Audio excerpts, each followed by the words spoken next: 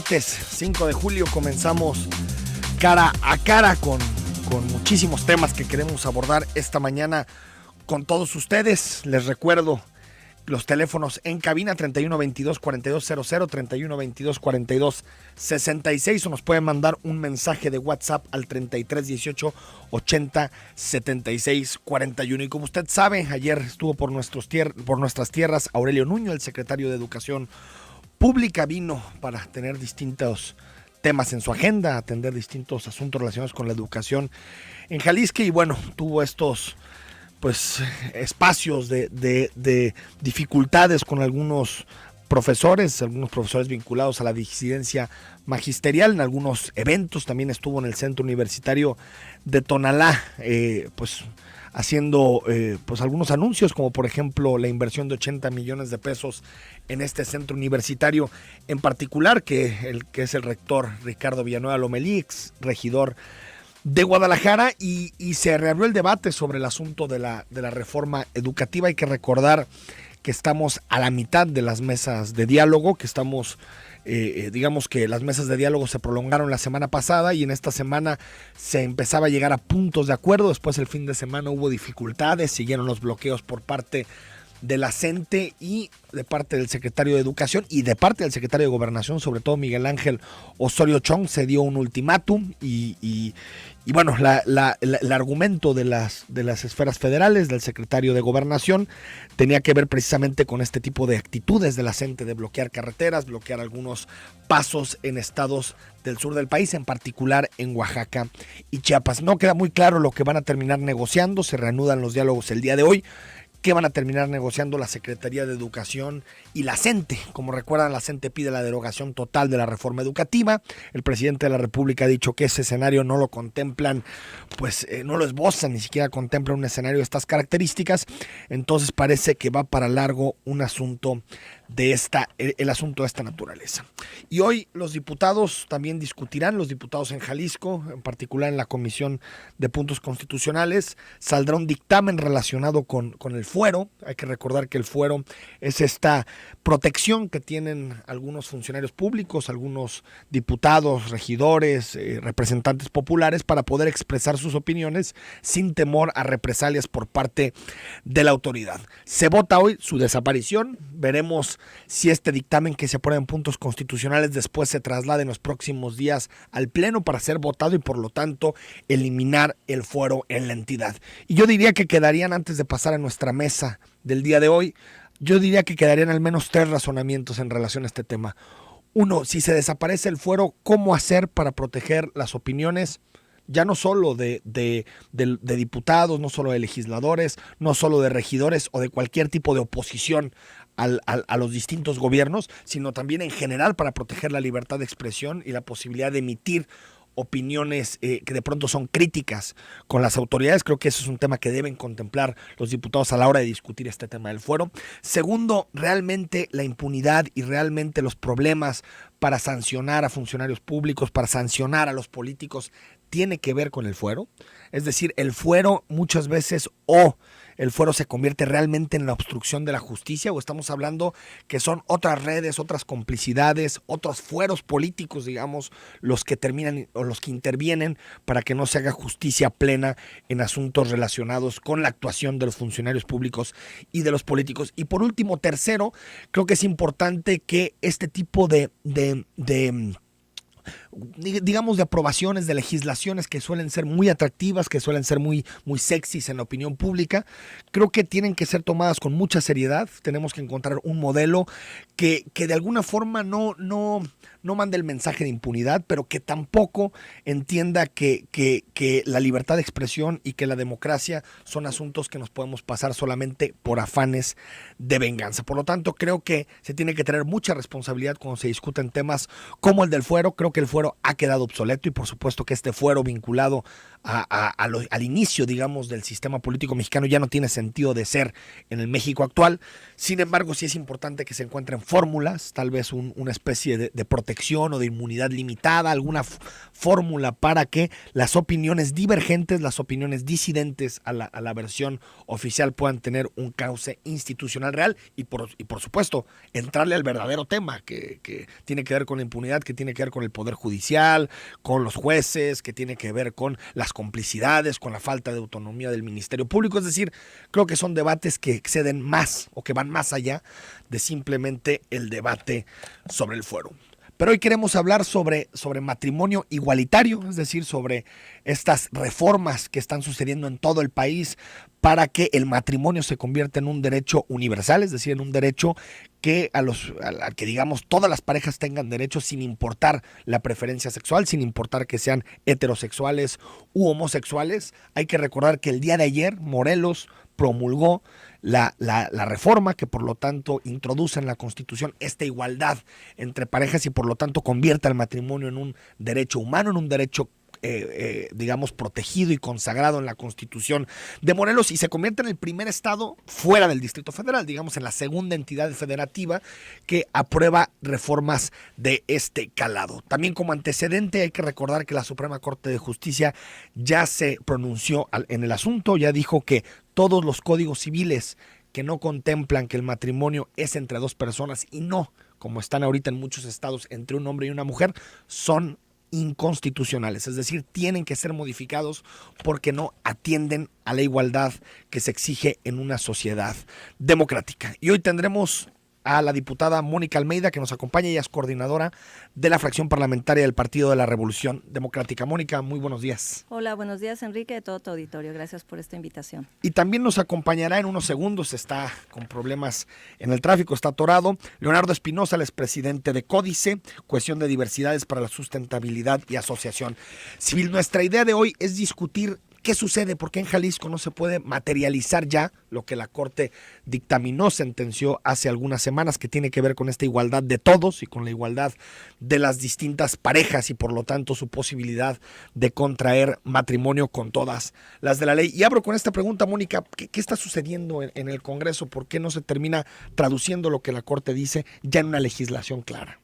Bueno, ya hay pasos. Quiero aclarar que ya es un hecho, ya está concretado a partir de que la sentencia de la Suprema Corte de Justicia de la Nación ya publica en el Diario Oficial del Estado de Jalisco la sentencia de inconstitucionalidad. Prácticamente, Enrique, la operatividad, la ejecución de esta sentencia prácticamente ya está en manos del Poder Ejecutivo, y me refiero que los oficiales de los registros civiles, los funcionarios del Instituto Mexicano del Seguro Social y los propios de pensiones del Estado, en una correcta interpretación de la Constitución Política de los Estados Unidos Mexicanos, la propia del Estado de Jalisco, y todavía para rematar, donde ya la Suprema Corte da un punto final a un diálogo, a una polémica, a una discusión de distintos puntos de vista, pues realmente lo que vino a hacer la Suprema Corte de Justicia es centrar y ponerle el punto a la i donde lo más importante es que las sociedades respetemos y garanticemos el Estado de Derecho, que todos los ciudadanos podamos libremente tomar decisiones sobre nuestra forma de agrupación, de cómo queremos ser solidarios, cómo queremos formar un patrimonio, y todo esto está encerrado en una figura que se denomina matrimonio civil.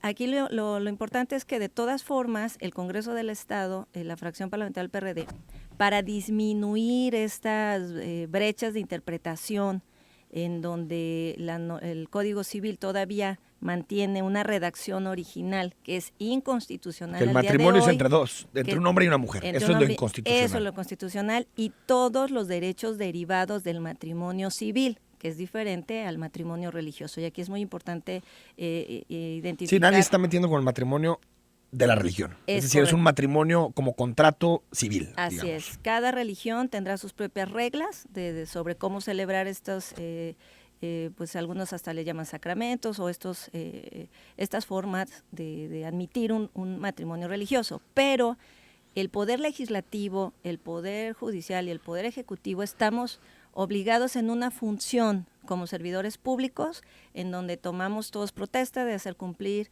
y cumplir la Constitución política, y me parece que la sentencia que hace la Suprema Corte de Justicia es muy clara, y solamente, bueno, de todas maneras, insisto, la fracción del PRD presentamos en el Congreso pues el paquete en el que se modifica, debería de modificarse conforme la sentencia, los 3 primeros artículos que están expresados, el 258, 60 y 61, que modifica que el matrimonio civil no se celebrará solamente entre hombre y mujer, sino entre 2 personas que así de manera libre y voluntaria lo determinan, y además 24 artículos del Código Civil, que son todos los derivados refiriéndonos a tutela, adopción, custodia, patria potestad, registro de hijos, sucesión, registro de beneficiarios ante el sistema de pensiones. Todos estos también en un segundo paquete que presentamos hacemos las correcciones, insisto, sobre lo expresado por la sentencia de la Suprema Corte de Justicia. Además, 7 artículos de la Ley del Registro Civil y 1 del propio sistema de pensiones por los conceptos que antes ya mencioné. Pero entiendo, Mónica Almeida, que si bien digamos, el gobierno del Estado y los ayuntamientos han interpretado lo que ha dicho la Corte, o más bien han interpretado, han acatado lo que dice la Corte, porque al final es su obligación acatarlo, ¿no? Es el tribunal máximo de este país y no acatarlo creo que sería un grave mensaje. Sin embargo, el hecho de que se mantengan hasta el día de hoy las redacciones de estos artículos hace que digamos que Jalisco esté operando en este tema sobre la base de inconstitucionalidad. Es decir, creo que no es menor el hecho de decir, bueno, es que ya se hace en la realidad. No, tiene que haber igualdad clara en términos constitucionales, porque si no estamos hablando de que Jalisco mantiene una violación a la Constitución en 3 artículos, ¿no?, definidos. Es correcto. Por eso ya está hoy en día en la Comisión de Puntos Constitucionales, de acuerdo a la ley orgánica y los propios procesos legislativos. Tiene esta comisión hasta 60 días, lo presentamos en la penúltima semana de junio, tendrá hasta 60 días para dictaminar lo correspondiente. Vamos a ir al corte, les recuerdo, teléfonos 3122-4200, 3122-4266, o mándenos un WhatsApp al 3318-80-7641. Díganos, ¿por qué usted cree que no han salido las reformas en materia de matrimonio igualitario? Regresamos. 9 de la mañana con 20 minutos en la ciudad de Guadalajara. Llegan algunos mensajes, nos dice terminación 0577. Y bueno, se suele hacer este vínculo, Mónica Almeida, que me gustaría que le dieras respuesta. Se suele decir, bueno, en este caso es un mensaje de voz un poquito largo, pero rescata un poquito lo que nos comenta terminación 0577. Nos dice que al final aprobar, que se están excediendo límites, que al aprobar reformas como esta, como la del matrimonio igualitario, es, digamos, pues hacer o reproducir prácticas, legalizar prácticas como, por ejemplo, la pedofilia, ¿no? Eso fue exactamente lo que nos dice, eso es exactamente lo que dice en el mensaje. No sé si quisiera responder algo en relación a este tema y si tiene que ver una cosa con la otra, digamos. Pues me parece que es una afirmación falaz, no tiene que ver lo uno con lo otro. Uno es un delito tipificado y el otro estamos hablando de la garantía de derechos universales, derechos humanos, de promover un Estado, insisto, donde con certeza jurídica todos y cada uno de los ciudadanos podamos tener garantizados nuestros derechos humanos y sobre la base de la dignidad humana. Me gustaría preguntarte si a mí me tocó revisar la sentencia de la Corte, y la sentencia de la Corte a mí me parece muy clara en el sentido de que dice, se tiene que, digamos, quitar esa discriminación y esa inconstitucionalidad de los códigos, pero también dice, se tienen que respetar todos los derechos, y así lo dice, todos los derechos. Y después de esa sentencia ha habido mucho debate si en realidad la Corte se refería o no a la adopción, que es un debate que tú sabes donde la gente se polariza mucho, ¿no? Claro. Pueden estar a favor muchos del matrimonio entre personas del mismo sexo, pero cuando escuchan adopción hablan de un tercero involucrado y por lo tanto se reduce, digamos, la simpatía ante esta extensión de libertades. ¿Qué opinas de ese tema y si en la iniciativa del PRD viene también la adopción? Sí, viene la modificación en el Código Civil en materia de adopción. Y bajo esta concepción, primero, cuando hablamos de adopción, lo que realmente estamos hablando es de un conjunto de niños que tienen derecho a vivir en familia. Los niños que están clasificados para ser sujetos a una adopción son niños el 80% son niños que sí tienen sus padres originales, pero que el Estado los tuvo que sustraer de esas familias originales por sufrir algún tipo de violencia, por no garantizarles el acceso a una alimentación correcta, a la educación y demás, el 80%. 40% de ese 80% son niños que fueron abandonados literalmente en la calle, y que no tienen incluso algunos ni siquiera un acta de nacimiento, no sabemos cómo se llaman ni quiénes son sus apellidos. Hay otro 10% que son huérfanos, que es como los que más conocemos quizá, y que pensamos que pobres niños, sus padres murieron y entonces hay que buscarles otros papás. Pero es la minoría, pero al parecer. son la minoría. Y hay otro 10% que también son niños abandonados por discapacidad. Aquí el tema central de los jaliscienses es preocuparnos por estos niños que tienen el derecho a tener una familia.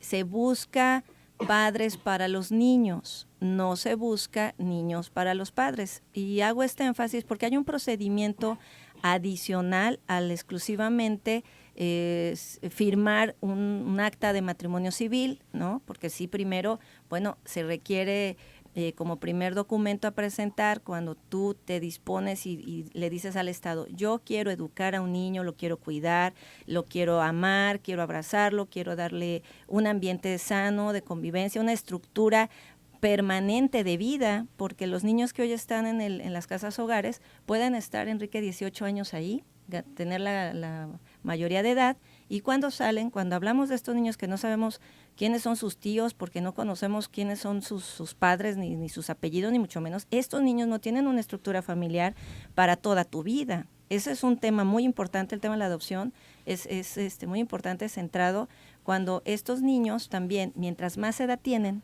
si tienen 5, fueron sustraídos de 5, 7, 12 años, es más difícil que también puedan tener una capacidad de adaptación mutua. O sea, la gente suele adoptar también a edades más tempranas. A los más tempranos. Y entre más vas creciendo es más difícil que una pareja centre tus ojos en ti y también que tú te adaptes a esa forma de ser de la pareja. Porque ¿no? ese niño vivió ya en una cultura de albergue. De hecho, su albergue se constituye en una familia, ojo.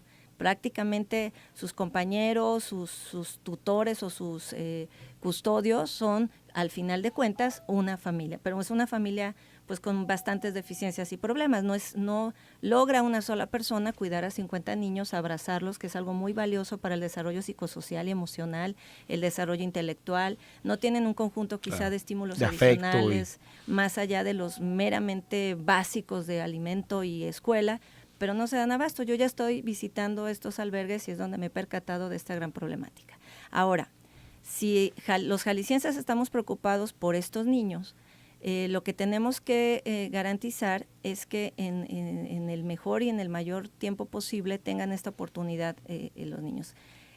La Asociación Internacional de Psiquiatría, la Asociación Internacional de Psicología, llevan 3 décadas haciendo investigaciones comparando familias que están constituidas por 2 padres, ¿no? O 2 madres, heterosexuales, o aquellas que solamente vive la madre con su abuela. Como hay muchísimas. Como toda la tipología, porque aquí hay que reconocer que hay muchas manifestaciones de familia que son valiosas. Finalmente la familia es un grupo que se mantiene de manera solidaria, cuidándose los unos a los otros, desarrollando un patrimonio, dándose cuidados cuando están enfermos. O sea, hay que dimensionar lo que realmente es una familia. No es esta familia tradicional que tenemos en la cabeza, mamá, papá, la mascota y 2 niños, ¿no? Realmente hay que reconocer la gran diversidad de familias como un valor social, público, que deberíamos de promover. Entonces, si estas asociaciones internacionales por décadas, Enrique, realmente han comprobado que no hay ningún tipo de distinción respecto a el desarrollo psicosocial, intelectual, emocional, incluso respecto a la identidad sexual de un niño, porque no son los padres los que le determinan su identidad sexual, sino es la interacción social cotidiana en la escuela, en el parque, en los salones de juego, lo que va desarrollando una identidad sexual. Entonces, si después de estos estudios científicos por décadas, y si hay gran necesidad de estos niños de tener a 2 personas, imagina, yo le doy un alto valor a 2 personas que deciden cuidar a un niño, quieren voluntariamente ir y adoptar, Y además, las convenciones internacionales les tienen que garantizar los derechos a cualquier persona porque pues a un niño se educa de la cintura para arriba, ¿no? Con el cerebro y el corazón, y no tiene nada que ver tu preferencia sexual, lo que significa educar, cuidar, amar a un niño. Entonces, por eso sería valioso que la sociedad jalisciense, al contrario, promoviéramos y celebráramos que dos personas cumpliendo además estudios socioeconómicos, estudios psicológicos que garanticen una estabilidad de más de 5 años de matrimonio, que son los otros requisitos con los que hay que complementar el proceso de adopción, me parece que no tendríamos nada que preocuparnos y al contrario, celebrar. Y que al final en estos procesos de adopción operan mucho los prejuicios de parte de quien, de la gente encargada de decidir a qué familia se otorga la adopción, es decir, un cierto tipo de vida, es decir, a veces la preferencia sexual no ni siquiera tiene que ver mucho con la forma en que decide, porque a veces son adopciones simples, ¿no? Es decir, adopción que va una persona individual y dice, ¿sabes qué? Pues yo quiero adoptar un soltero que quiera adoptar, pero creo que, Mónica, aquí también hay un problema de información, es decir, yo creo que buena parte de la ciudadanía al ver estos procesos no lo haga por discriminar o por entender en los homosexuales un posible papel de paternidad, digamos, inferior al de los heterosexuales, sino también hay poca información que se ha divulgado en términos de que ambos procesos, ambas familias podrían perfectamente darle un hogar cálido y un hogar positivo a sus hijos, ¿no? A los hijos adoptados, ¿no? Tienes toda la razón. Estamos en un proceso de transición cultural, necesitamos más información, educación sexual, y una socialización del valor que tiene garantizar los derechos humanos y fomentar la fundación de las familias precisamente con información científica. No con prejuicios, tabúes, que estos debates suelen rodearse en esos temas, ¿no? Estamos obligados, el Estado, el artículo 3 constitucional establece que eso es una función de la educación, precisamente propiciar que las personas seamos libres, tengamos esta información y no tomemos decisiones con prejuicios. Es correcto. Nos dice Alfonso, yo pienso que esos niños tuvieron una desgracia como las que menciona Almeida, pero al ser adoptados por estas personas la tragedia será peor. ¿Se imaginan las burlas que sufrirán en las escuelas y eventos? Acaba de llegar otro mensaje donde dice que eso... Pues este es otra... Que no lo publicamos, pero bueno, ya había llegado la primera parte del mensaje. Bueno, yo creo que esto es un tema a considerar. Es un comentario con prejuicio. El choque cultural, sí, pero digamos que una cosa es el prejuicio, pero sí creo que también en las escuelas, en los centros sociales, de pronto gente que proviene digamos, o que tiene un origen familiar distinto, de pronto sí puede ser juzgada. Es decir, no es que esté bien eso, claro que no, por supuesto que nunca va a estar bien que a alguien se le prejuicie por si tiene 2 padres, 2 madres, o si tiene un padre y una madre, o no tiene padres. Exacto, no creo que eso, no creo que eso tendría que ser nunca una causa para juzgar a una persona, claro. Pero sí creo que eso puede suceder.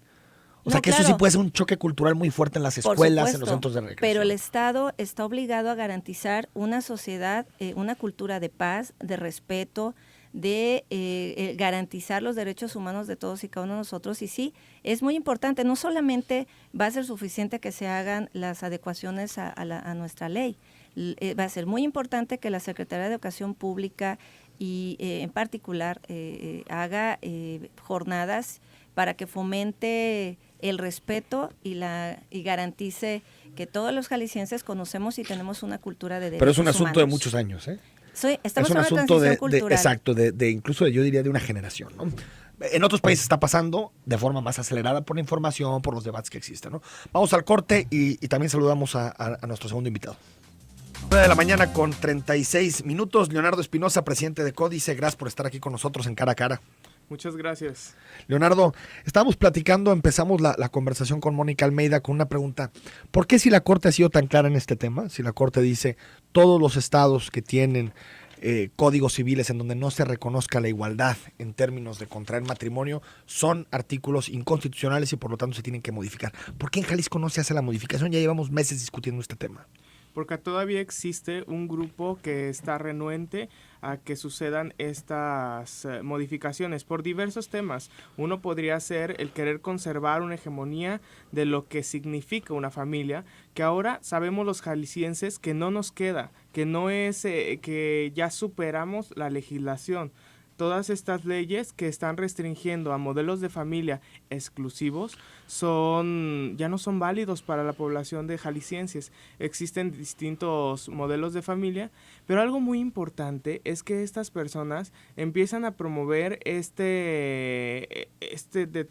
detener estos cambios legislativos. Cuando dices este grupo de personas, ¿quiénes? ¿Quiénes en específico? Pues asociaciones religiosas. Podemos ver también que hace semanas se declararon algunos líderes de las iglesias evangélicas y de la iglesia católica para juntarse en esta presunta protección de la familia, y también organizaciones y colectivos conservadores, como podrían ser los que convocaron a las marchas anteriores, que algo bien interesante es que estas marchas han ido perdiendo poder.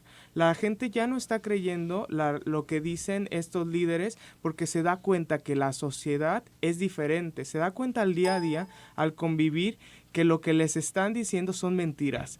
Pero el problema ahí está, perdón, Leonardo, en los diputados. Es decir, entiendo y yo creo que es totalmente legítimo en una democracia que las organizaciones, que las asociaciones que no están de acuerdo, que salgan a decir, yo creo que sus argumentos son argumentos discriminatorios, pero bueno, eso no me toca a mí juzgarlo. A lo que me refiero es que creo que los diputados siguen pensando que este tipo de temas les quitan votos. No, estamos cerca de una elección y por lo tanto no se quieren arriesgar en esos temas. Algunos creen que estos temas les van a dar votos, que toda la gente que marchó con ellos va a ir a votar por ellos, y por eso es que lo hacen, porque saben que el politizar, que el separar, les puede cerrar las filas en una elección siguiente. Quieren utilizar todo este descontento que existe en la política para que esa furia con las mentiras que están logrando se conviertan en votos, pero la realidad es que se está convirtiendo en ataques contra las personas no heterosexuales. Hemos visto como al recrudecer todo este discurso conservador, empieza a haber más eventos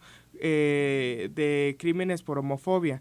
En estas últimas 2 semanas yo he visto 3 noticias a nivel nacional de asesinatos por homofobia. El último que vi fue esta mañana, revisé el periódico y había en Tabasco un asesinato, una persona trans que tiraron en una carretera. A ver, algunos, ahorita te paso el uso de la voz, Mónica Almeida, algunos comentarios que nos hace favor el auditorio. Cecilia Romo: felicidades por el cambio del conductor, por estos temas se tratan de forma objetiva, gracias a Cecilia.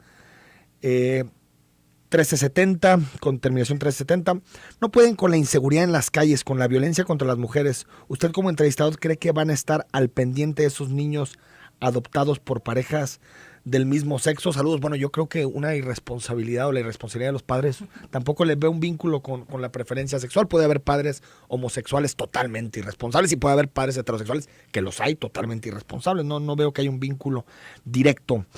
9741, en mi punto de vista es algo anticultural, antilógico y antinatural. Y quien tiene derecho son los niños a tener una mamá y un papá, no de los homosexuales a tener un hijo.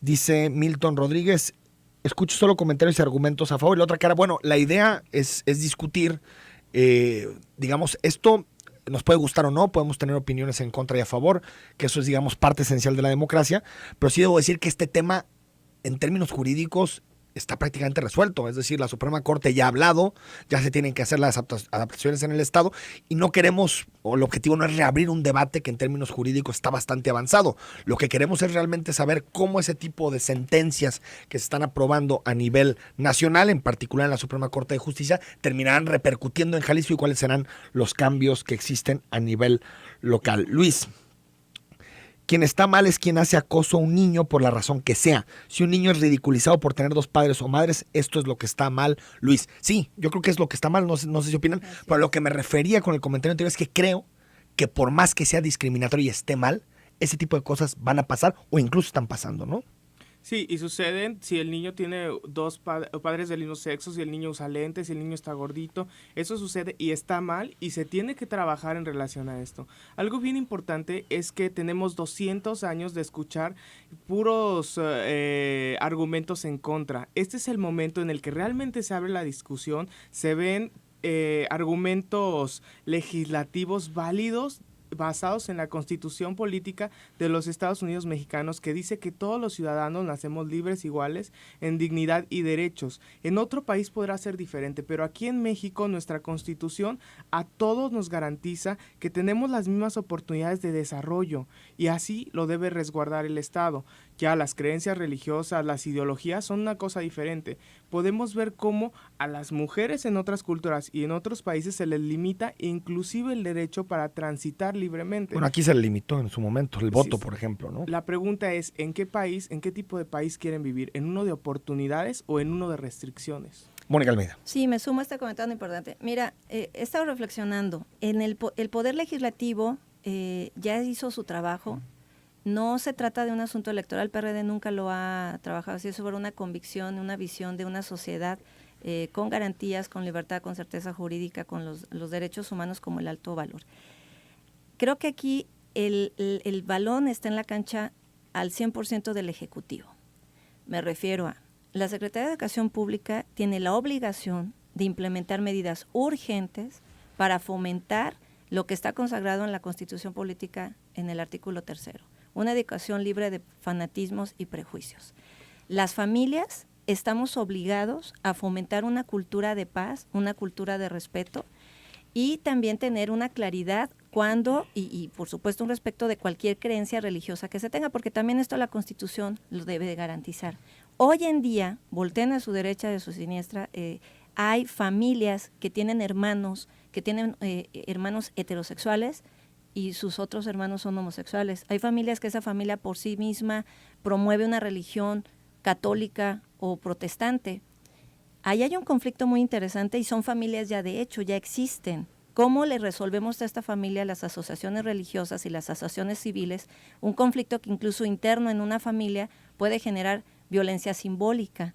Esta incomprensión de conceptos respecto a que yo tengo un hermano homosexual, yo soy católico, soy cristiano, y este conflicto, imagínense ustedes lo que la sociedad está promoviendo. Son familias, de hecho, no son los nuevos que se quieren casar y van a ir a buscar. Son familias que existen. Hay madres hoy solteras que pueden ser, pudieron haber tenido primero una relación heterosexual, posteriormente se separan, el padre se va, y esta mujer tiene a sus propios hijos criándolos de manera consanguínea, son sus hijos, pero decide fomentar una relación de solidaridad con otra mujer que también tiene sus hijos, y entonces una trabaja, la otra no, necesita tener registro a las guarderías, necesita tener seguro social, necesita garantizar que el patrimonio que están fomentando las dos va a poder ser transmitido a las hijas de ambas, y entonces necesita certeza jurídica.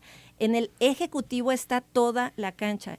La Secretaría de Educación tiene que garantizar la educación libre de fanatismos y de prejuicios. La Secretaría de Gobernación de la República, Osorio Chong y el PRD ya hicimos un exhorto, tiene que garantizar que las asociaciones civiles y las asociaciones religiosas no promuevan discursos de odio ni de discriminación, están fomentando una violencia simbólica, insisto, que posteriormente se traduce en violencia física, y es algo muy difícil de controlar. La ley puede decir no matarás, no robarás, pero si la educación familiar y la educación pública no está fomentando estos valores, implementando medidas urgentes donde se estén desarrollando cultura de derechos humanos, realmente vamos a poder continuar quizá con 200 años en una transición cultural cada vez más lenta, pero que está promoviendo en una sociedad jalisciense una cultura de violencia.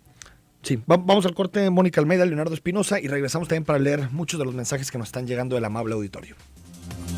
Continuamos en Cara a Cara, muchísima participación del auditorio, les agradecemos, sé que es un tema polémico. Dice Ricardo Ojeda, mi esposa es maestra y comenta que tiene una alumna en preescolar que vive por abandono de los padres biológicos con un familiar y su pareja del mismo sexo, y son más responsables y participativos que la mayoría de los padres. Bueno, muchas gracias por compartirnos esa experiencia. Evangelina Sigala, buenos días. Yo no estoy de acuerdo con lo que están diciendo en cuestión de adopción, ya que ¿qué tipo de garantía pueden tener un menor en manos de una pareja así? No discrimino a nadie, pero sí me preocupa un poco esta situación, y lo digo también porque hay muchas parejas hombre-mujer y las pueden también adoptar. También llegan más mensajes. Terminación 7094, estoy a favor de los matrimonios igualitarios y en contra de que los niños sean adoptados por esas familias. Alberto Rodríguez, bueno, nos manda un mensaje extremadamente largo, que no podemos leer todo. La preocupación, la marcha iba llegando a Bellas Artes, bueno, es como una crónica. Álvaro Fernández, no es prejuicio, es antinatural. Es innegable que por la naturaleza de las causas del homosexualismo, ellos viven vidas más promiscuas. Bueno, existe también este tabú, ¿no?, en relación a ese tema, ¿no? Sí. De la promiscuidad de las parejas entre el mismo sexo, ¿no? Sí, que realmente yo no sé, yo siento que a las personas conservadoras les llama mucho la atención estar pensando en qué hacen en su cama las otras personas. La verdad es que yo no me ando imaginando qué es lo que hace mi vecino, ni pensando en ellos, ni en sus relaciones sexuales, ni cómo se relacionan. Pero pues como ya hemos dicho muchas veces, son muy estrictos todos estos procedimientos para adoptar niños. Es muy difícil para personas tanto heterosexuales como para personas homosexuales. O solteros, que también. Y la figura de la adopción simple es una figura que ya se ha dado durante muchos años y existen más o menos que tenemos contabilizadas 125 familias homoparentales que tienen hijos en el estado de Jalisco actualmente. Y ninguna de ellas ha tenido una denuncia por abuso, por violencia, porque son familias que además saben que están más en el ojo de la sociedad y que a veces cuando te cuesta tanto trabajo algo, lo valoras más. Yo no quiero decir que todas las personas que no somos heterosexuales somos personas ejemplo o somos unos santos, pero somos tan potencialmente como las personas heterosexuales de ser buenas o ser malas. Entonces, realmente este tema de la adopción, el decir que las parejas homosexuales no estamos capacitadas para criar hijos, es falso y la evidencia científica lo dice. El punto es que todas estas mentiras que están diciendo son muy fácil promovidas por medios católicos, por sistemas de información católicos que tienen mucho dinero, que tienen mucho poder para promocionarse. Y la realidad es que nosotros, los homosexuales, las lesbianas y las personas trans, somos una población que no tiene estos recursos y que por lo tanto necesitamos de la ayuda de la población que nos conoce, que convive con nosotros y que sabe que es mentira, que pueda decir: cuando escuche estos comentarios, sabes que estás mintiendo, porque no es cierto lo que dices. Mónica Almeida, nos quedan 3-4 minutos para despedir el programa. Que nos marques la ruta en términos legislativos que sigue para una iniciativa de estas características. Es decir, ¿ya se dictaminó, no se ha dictaminado? ¿A qué comisiones va? ¿En cuánto tiempo, podríamos tener esta reforma constitucional en Jalisco? Bueno, de acuerdo al proceso legislativo, internamente hay hasta 60 días para que la Comisión de Puntos Constitucionales emita un dictamen a favor o en contra y que el Pleno también en su momento de haber sido dictaminado a favor pueda votar estas modificaciones. Pero sí quiero dejar muy claro a toda la sociedad que tendríamos que informarnos con mayor precisión sobre el tema. Primero que nada, si en Jalisco queremos una sociedad discriminatoria, violenta, con fanatismos y prejuicios, o queremos una sociedad que nos veamos como seres humanos, que nos respetemos, una sociedad en que el Estado nos garantice la certeza jurídica a las composiciones de las familias y todo lo que se deriva de ellas, que es la patria potestad, la garantía de los alimentos, a la educación, una cultura de derechos humanos, que esta sociedad vigilemos que efectivamente pues estas asociaciones civiles, las asociaciones religiosas estén promoviendo un discurso más de integración, de respeto y de solidaridad, que estar promoviendo la polarización y esta violencia simbólica que yo pienso de los propios jaliscienses posteriormente quizá no vayamos a administrar de manera correcta.